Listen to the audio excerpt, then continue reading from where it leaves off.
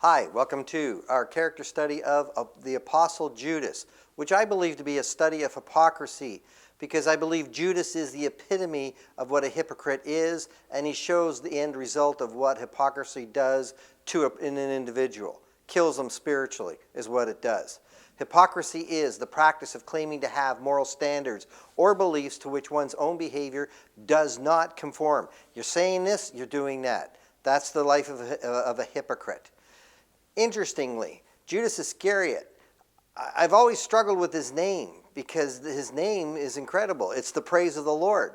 But when you understand him to be a hypocrite, you understand his name is hypocrisy in of itself, because he is definitely not the praise of the Lord.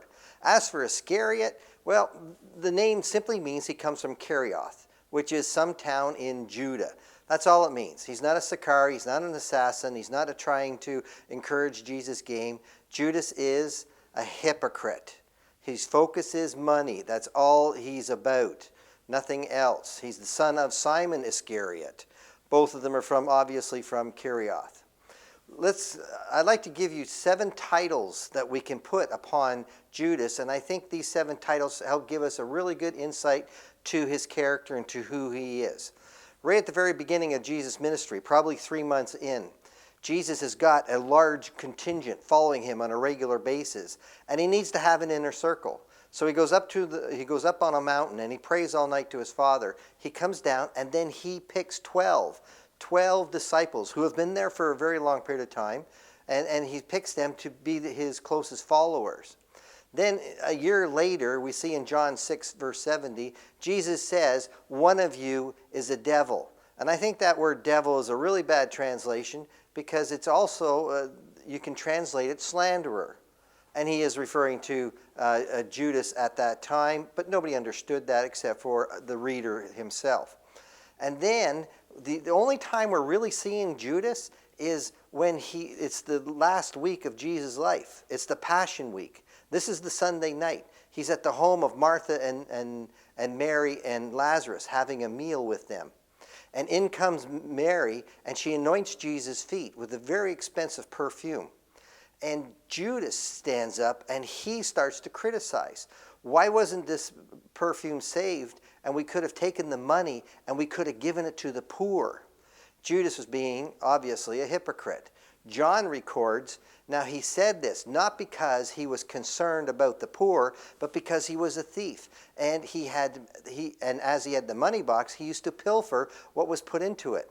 Now this is really an important character study right here, and understanding that Judas was a thief. He didn't become a thief. He was a thief when he was selected. So you go back to the very beginning where he's an apostle.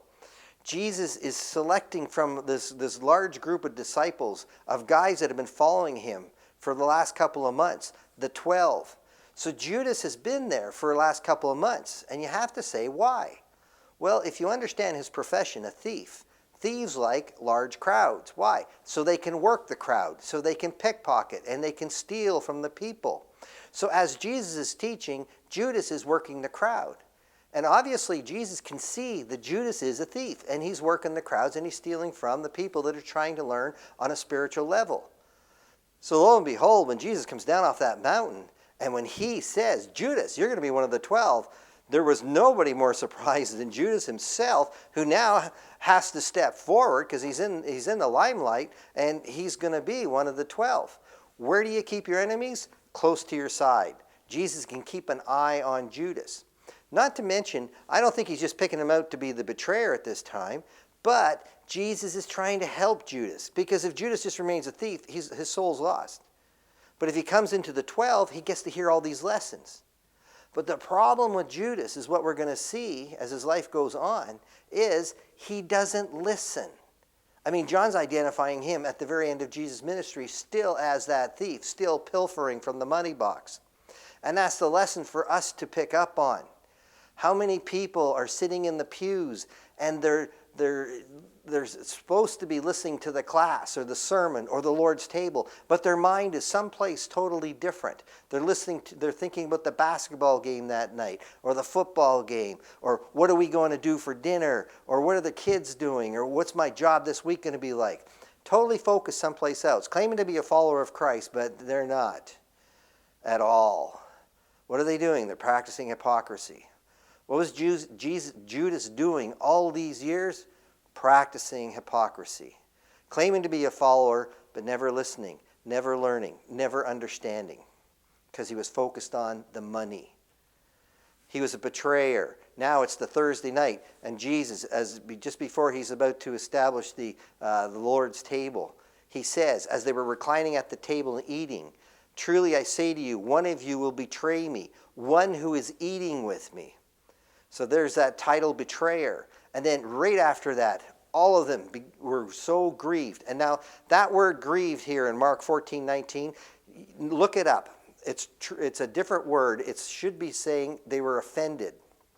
They weren't saddened. They were insulted, because Jesus would even say that one of us is going to betray him.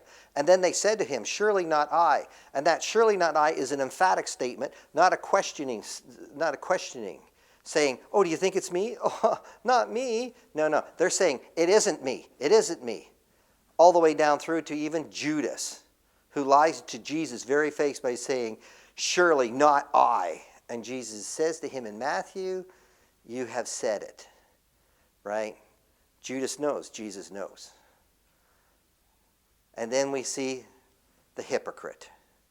When Jesus is being arrested, he who was betraying them had given them a signal saying, "Whomever I kiss, he's the one." And that's what Judas does. Runs up and says, "Rabboni," and gives him a kiss. There's the hypocrisy in its prime as he betrays the Lord himself. And then the last one is a coward. Now this is really important, this Matthew 27, verse 3 to verse 5.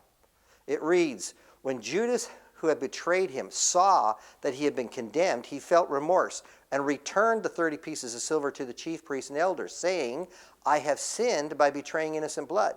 But they said, 'What's that to us? See to that yourself.' And he threw the pieces of silver into the temple sanctuary and departed. And he went away and hanged himself." Now what you need to see here is Judas was at the trial because he saw that Jesus had been condemned. There was the three. There was John, there was Peter, and there was Judas at the trial. And when he saw that Jesus was condemned and then led away, feeling that remorse, Judas heads to the temple. Why? Because he wants to get his sins forgiven. He's seeking forgiveness. But because he didn't listen to all that Jesus was teaching, he didn't believe that Jesus could forgive him of his sins. He thought you had to go to the temple. So he goes to the temple, and being a thief, when you're repenting as a thief, you return what you have stolen. That's why he was taking the 30 pieces back to the chief priest. And he's going into the temple, and look at his opening statement to these guys. He's got the money in hand to return, and he says, "I've sinned by betraying innocent blood. I'm seeking forgiveness. What can you do for me?" And what did they say? "What's that to us? We don't want any part of you. We don't want any part of any of this. See to that yourself. Find your own forgiveness." In his total anger, he throws the silver. And he goes out, and he doesn't know where to turn. Because he hasn't been listening to the lessons. He hasn't been following Christ. He was backing on the Old Testament and the whole Judaism system, and it turned him down. He's got no place to go. What else is he going to do? He can't face the 12. He can't face the people. They all know he's the betrayer. So because of his cowardice, he went off and hanged himself. That's the 7 titles that Judas has. An apostle, a slanderer, a thief, a betrayer, a liar, a hypocrite, and a coward.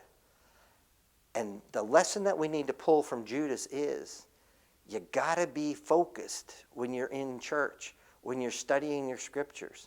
You got to understand it's more than just saying you're a follower of Christ. You got to have the follow-up. If you play the hypocrite, there comes a time when that no longer works. It doesn't work for the church. It doesn't work for you. It doesn't work for your family. Hypocrisy will be exposed, and that'll be a very ugly day. Where will you turn if you've given up Christ all this time? That's a lesson on Judas. Thank you for watching.